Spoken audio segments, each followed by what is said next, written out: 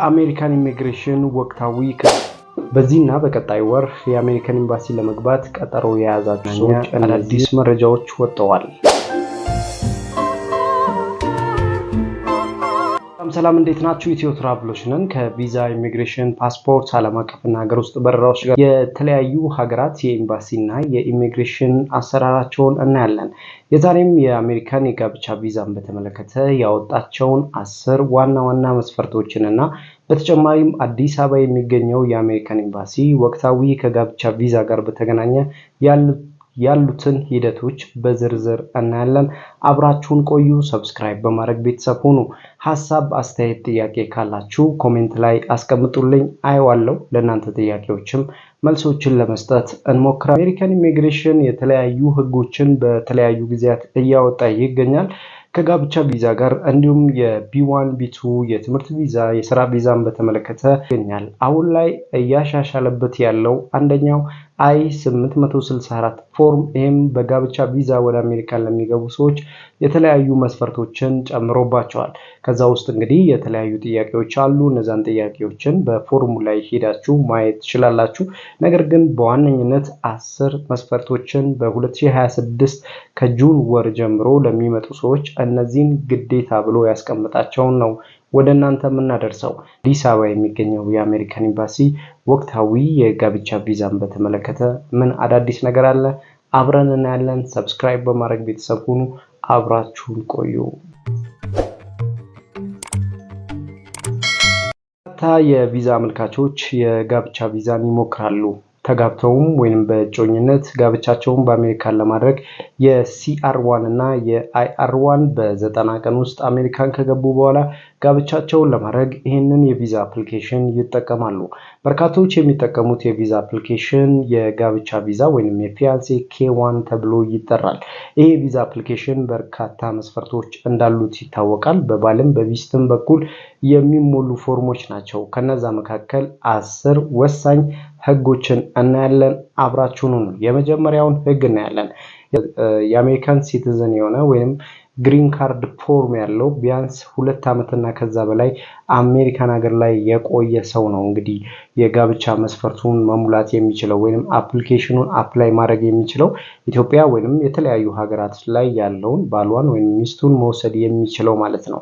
በእርግጥ እዚህ ጋር እንግዲህ ባልና ሚስትን ብቻ ነው የምናነሳው፣ ምክንያቱም የተመሳሳይ ጾታን ኢትዮጵያ ውስጥ አይፈቀድም። ስለዚህ አንደኛውን ብቻ ነው የምናነሳው። ያ ማለት መደበኛው ጋብቻ ስርዓት ባልና ሚስት ወይንም ወንድና ሴት የሚጋቡበትን ስርዓት ነው እንጂ ያኛውን ተመሳሳይ ጾታ የሚጋቡበት የኢትዮጵያ መንግስት ስለማይደግፍ ወይንም ደግሞ በህጉ ላይም ተግባራዊ ስለማያደርገው ይሄንን ነገር አላነሳላችሁም። በዋነኝነት ግን እንድታውቁት የሚያስፈልገው ግሪን ካርድ ወይም ሲቲዝን የሆነን ሰው ብቻ ነው ማግባት የሚቻለው። 2 ዓመት በላይ የግሪን ካርድ ወረቀት ሊኖረው ይገባል። ከማንኛውም ወንጀል ነፃ መሆን አለበት።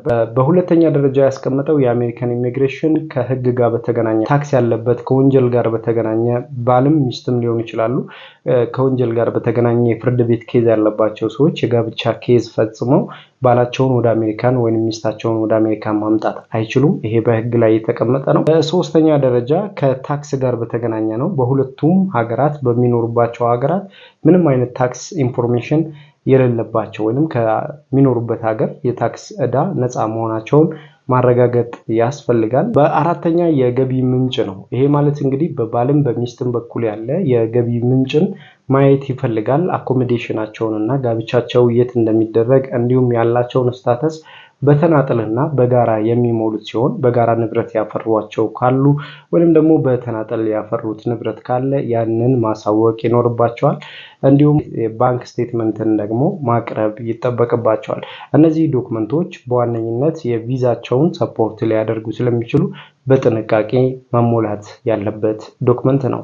የአምስተኛ ደረጃ ያለው የፎርም ሂደት ነው። I-130 ፎርም ይባላል። ይሄንን እንግዲህ ፎርም የአብዛኛው የኢሚግሬሽን ባለሙያዎች ወይንም የአሜሪካን ኢሚግሬሽን ጠበቆች ናቸው የሚያስሞሉት። እነዚህ ባል ሚስት ለየብቻ የሚሞሉት ሲሆን ስለነሱ ስታተስ፣ ስለ ፍቅር ግንኙነታቸው፣ በትዳር ውስጥ ያፈሯቸው ንብረቶች ወይንም ልጆች ካሉ እነዛን የሚሞሉበት ፎርም ነው። በዚህ ፎርም ውስጥ ደግሞ የተለያዩ ጥያቄዎች አሉ። እነዛን በተናጠልም በግልም በተናጠልም ወይንም በጋራ የሚሞሏቸው ጥያቄዎች አሉ። እነዚህን በጥንቃቄ ማየትና መመለስ ይጠበቅባቸዋል። ምክንያቱም በኢንተርቪው ሰዓት ከምትጠየቋቸው ጥያቄዎች መካከል እነዚህ ጥያቄዎችም ስለሚኖሩበት ማለት ነው። በስድስተኛ ከሚያስፈልጉ ዶክመንቶች መካከል የጋብቻ ሰርተፍኬት ያስፈልጋል። ይሄ ማለት ደግሞ የጋብቻ ሰርተፍኬት ከዚህ በፊት አግብታችሁ ከነበረ ወይንም ያላገባ ሰርተፍኬት እና እንደ አዲስ ሰርተፍኬት የምታሰሩ ደግሞ ያገባችሁ ከሆናችሁ ሰርተፍኬት ያስፈልጋል ማለት ነው። ያንን ደግሞ አውተንቲኬት ማድረግ ይጠበቅባቸዋል።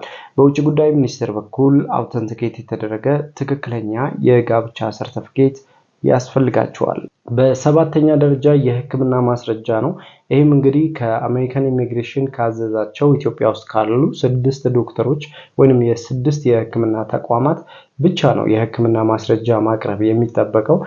በስምንተኛ ደረጃ የቪዛ ክፍያ ከዲኤስ 260 ፎርም ውጪ የምትከፍሏቸው ክፍያዎች ይኖራሉ። ይህ ማለት ለአሜሪካን ኢሚግሬሽን ለዩኤስሲአይኤስ በምትኖሩበት ስቴት ዲፓርትመንት የቪዛ ማመልከቻ ክፍያዎች ይኖራሉ። ቀጣይም ደግሞ ወደ አሜሪካን ኤምባሲ ስትገቡ 260 ፎርም ስትሞሉ ማለት $185 ለአሜሪካን ኢሚግሬሽን ወደ አሜሪካን ኤምባሲ ለመግባት የምትከፍሉት ክፍያ ነው። በዘጠነኛ ደረጃ የቪዛ ክፍያ ነው። የቪዛ ክፍያ $250 በአሜሪካን ኢሚግሬሽን ዲኤስ 260 ፎርም ስትሞሉ የምትከፍሉት ክፍያ ሲሆን ይህንን ክፍያ መክፈል ግዴታ ነው። ባልም ሚስትም ለቪዛ አፕላይ ላደረጉት ይህንን ክፍያ መክፈል ይጠበቅባቸዋል ማለት ነው። ክፍያው ከተከፈለ በኋላ ደረሰኙን ይዘው ቀጥታ በቀጠሯቸው ሰዓት ወደ አሜሪካን ኤምባሲ መግባት ይጠበቃል። ከዚሁ ጋር በተገናኘ ለአሜሪካን ኢሚግሬሽን ዩኤስሲአይኤስ ከተከፈለ በኋላ ቀጥታ ዩኤስሲአይኤስ መከፈሉን የሚያረጋግጠው በናሽናል ቪዛ ሴንተር ሲሆን ናሽናል ቪዛ ሴንተርም የተከፈለውን ደረሰኝ አስተያይቶ ወደ አሜሪካን ኤምባሲ እንዲገቡ አፕሩቭ ሌተር ይሰጣቸዋል። በ10ኛ ደረጃ ኢንተርቪው ላይ ስትደርሱ 2-3 ጊዜ ኢንተርቪው ልትደረጉ ትችላላችሁ። አሜሪካን ከሆነ አሜሪካን በሚኖርበት ስቴት ዲፓርትመንት ቀርቦ ለዩኤስሲአይኤስ ወይንም ለናሽናል ቪዛ ቀርቦ የሚስቱን ሁኔታ ወይንም የተጋቡበትን ሁኔታ ሊጋቡም ከሆነ ደግሞ መቼ እንደሚጋቡና ዲቴይል ኢንፎርሜሽን ለናሽናል ቪዛ ሴንተር በኩል ይሰጣል። ያንን የሰጠውን ኢንፎርሜሽን ደግሞ አዲስ አበባ የሚገኘው የአሜሪካን ኢሚግሬሽን ሚስትን ይጠይቃሉ ማለት ነው። ይሄ እንግዲህ በባልም ሚስትም ሁለቱም እንደሚጠየቁና ያ ኢንተርቪው የሰጡት የማይጣረስና ትክክለኛ ኢንፎርሜሽን ከሆነ ቪዛቸው አፕሩቭ ይደረጋል ማለት ነው። ይሄ አጠቃላይ ሂደት እንግዲህ 1 ዓመት ከ6 ወር እና ከዛ በላይም ሊወስድ ይችላል። በአጠቃላይ እንግዲህ ከነዚህ መስፈርቶች መካከል ዶክመንቶቻችሁን በአግባቡና ትክክለኛውን ዶክመንት ብቻ መያዝ ይጠበቅባቸዋል። ኢትዮጵያ ውስጥ ያላችሁ ስቴትመንት ለማሰራት በትክክለኛው መንገድ አኮሞዴሽናችሁን የሚችል መሆን ይጠበቅባችኋል። አሜሪካን ከገባችሁ በ90 ቀን ውስጥ ጋብቻችሁን የምትፈጽሙ ከሆነ ይሄም ግዴታ እነዚህን ዶክመንቶችን ማሟላት ይጠበቅባቸዋል። በተጨማሪ ደግሞ የአሜሪካን ኢሚግሬሽን የሚያስቀምጣቸው ህጎች አሉ። ለምሳሌ ጋብቻችሁ ተፈጽሞ አሜሪካን ከገባችሁ በኋላ በ1 ዓመት ውስጥ የግሪን ካርድ ፎርም አፕላይ ማድረግ ትችላላችሁ ማለት ነው።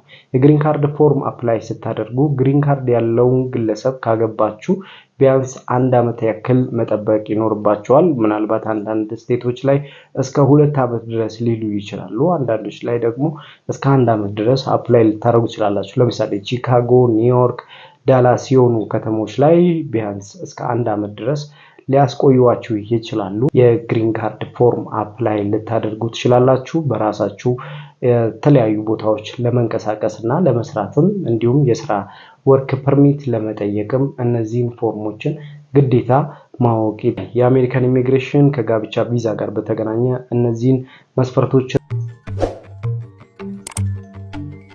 ሌላኛው አዲስ አበባ የሚገኘው የአሜሪካን ኢሚግሬሽን የጁን 2016 ዓመተ ምህረት ወቅታዊ መረጃዎች ከኢንተርቪው ጋር በተገናኘ ኮቪድ-19 ምርመራን እንድታደርጉ ያደርጋል። ቃለ መጠይቅ ላይ ስትገኙ ከናሽናል ቪዛ ሴንተር የተሰጣችሁን ዶክመንቶችን ሙሉ በሙሉ ማየት ወይም ማግኘት ይፈልጋል። በኢንተርቪው ሰዓት ይዛችሁት የምትገቡት ነው። የአኮሞዴሽናችሁን ሁኔታ እንዲሁም የተለያዩ ዶክመንቶቻችሁን ግዴታ ማሟላት ይጠበቅባቸዋል። ጋብቻችሁ የተፈጸመ ከሆነ ቅድም የጠቀስኳቸውን ዶክመንቶች መስፈርቶችን ሙሉ በሙሉ ማሟላት ይጠበቅባቸዋል።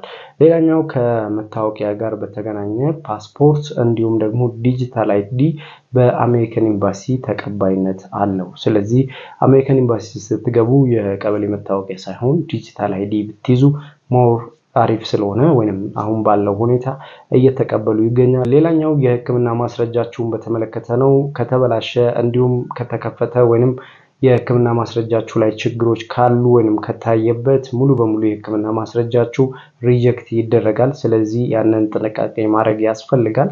ይህንን እንግዲህ በተመለከተ ወቅታዊ መረጃዎች አሁን ላይ ባለው የአሜሪካን የጋብቻ ቪዛን በተመለከተ ለአፕላይ ለሚያደርጉ ሰዎች እነዚህን ይመስላሉ። በየትኛውም ሰዓት የአሜሪካን ኢሚግሬሽን የቪዛ አፕሊኬሽን ሞልተው ወደ ኤምባሲ ለመግባት ለሚፈልጉ ሰዎች አሁንም እየተቀበለ ይገኛል ማለት ነው። በዚህና በቀጣይ ወር የአሜሪካን ኤምባሲ ለመግባት ቀጠሮ የያዛችሁ ሰዎች እነዚህን በጋብቻ ቪዛ የወጡ መስፈርቶችን ማሟላታቸውን እርግጠኛ መሆን ያስፈልጋል። ከጋብቻ ቪዛ ጋር በተገናኘ አዳዲስና ወቅታዊ መረጃዎችን ወደ እናንተ አደርሰናል። ሰብስክራይብ በማድረግ ቤተሰብ ሁኑ። ሀሳብ፣ አስተያየት፣ ጥያቄ ካላችሁ ኮሜንት ላይ አስቀምጡልን። ኢትዮጵያ ውስጥ ያላችሁ የቪፒኤን በማብራት የተለያዩ መረጃዎች እንዲደርሳችሁ ሰፖርት እንድታደርጉን በአክብሮት እንጠይቃለን። በተጨማሪም ደግሞ በመላው ዓለም ላይ ያላችሁ የኢትዮ ትራቭል ቤተሰቦች ጆይን የምትለዋን በተን እዚች ጋር ያለችዋን በተን በመጫን አዳዲስ መረጃዎች በፍጥነትና በጥራት እንዲደርሳችሁ ሰፖርት እንድታደርጉን በአክብሮት እጠይቃለሁ። ስለዚህ ጆይን የምትለዋን በተን በመጫን አዳዲስ መረጃዎች እንዲደርሳችሁና እኛንም እንድታበረታቱን በአክብሮት እጠይቃለሁ። አብራችሁን ስለነበራችሁ እናመሰግናለን። መልካሙን ሁሉ በያላችሁበት ተመኘን።